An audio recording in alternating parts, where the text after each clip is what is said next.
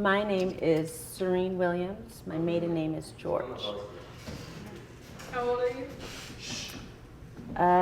you? 29. Just kidding. I'm 36. Where did you grow up? I grew up in Suquamish. What tribe are you from? I am a member of the Suquamish tribe. When you were growing up, was your culture a big influence on you? Yes, more so my teenage years. When you were younger, who was your biggest cultural influence? I'd have to say like my dad and Steve Okayo as a small child. Teenage years, I moved to Lummi, and Dorley Solomon was a huge cultural influence. What made you want to work in education? Education. So while I was going to school, my passion was to help kids. And originally I wanted to be a prevention specialist, like an intervention in a chemical dependency field. Working with youth is how, when I started school, that's kind of where my goal wanted to be. While in school, I got a job at Chief Kitsap as a library assistant, and being down here in education changed my goals in college. What's your favorite part about working at CKA? My favorite part about working at CKA is it definitely has to be the different environment. So the opportunities that students have at Chief Kitsap are something that me and people my age could only like dream of and wish for.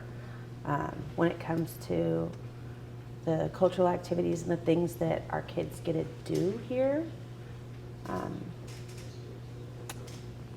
definitely like the culture pieces that play in every classroom, even if it's like math, English. There's always something that has to do with culture, or specifically like, and specifically Suquamish tribe culture and history. So, clam bakes, song and dance, carving, drum making, language. To be part of something like that is definitely my favorite part about working at CKA. What influenced you to become a Lashutsi teacher? Well, while I was in college, I took Lashutsi, and I had started Lashutsi way back when. I don't even remember when. Probably late 80s is when I first remember taking Lashutsi classes, and it was in this building with Zeke. And then I haven't, I really did not go anywhere with it. It was just a class I took when I was a little kid. And then in college, I was taking the classes, and my daughter, who was a sophomore at CKA at the time, was coming home and speaking it, and helping me with my college Lashutsi work. And I loved that. I got to sit in some classes down here and to watch my kid and her friends have full conversation in the language. It gave me a passion to want to learn more. I wanted to know what they knew. I wanted to be able to conversate with them in Lashutsi. And then having Randy and Lena Purser work in the building here, and then helping me. So I took another, I think Lashutsi 2 in college, and then I spent a lot of time in Lena's Lashutsi 3 class she was teaching at CKA, and that's when I got to actually see the kids have full conversations with each other, and I wanted to learn more. And then Randy really influenced me in becoming a teacher by kind of giving me a little bit of her story.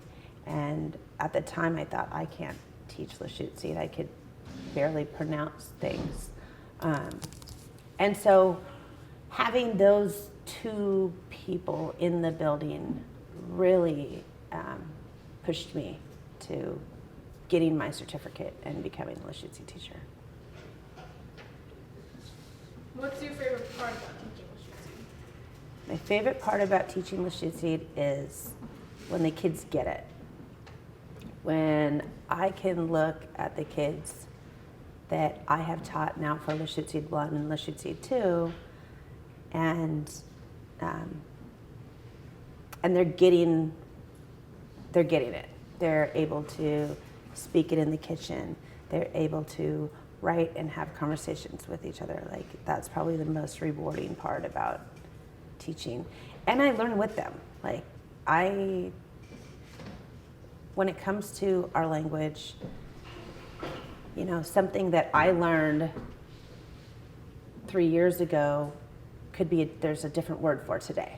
So it's always changing as you know, the people are finding out different things about it. So I get to learn with the kids. Like, I can't sit and have a conversation with myself. So when my students are able to understand, that is really rewarding to me. And plus I get to learn with them, like I said. Like, that's probably like a double bonus on my favorite part about teaching it. In your opinion, why is it important to keep teaching Lashutsi? In my opinion, it's important to bring our language back alive because it's who we are as a people.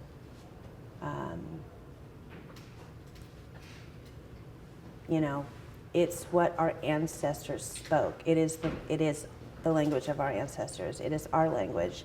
And I think in bringing that back, it helps build us as a people more culturally, you know, strong and connected. And it's really important to keep it alive and keep it going. And yeah, about that.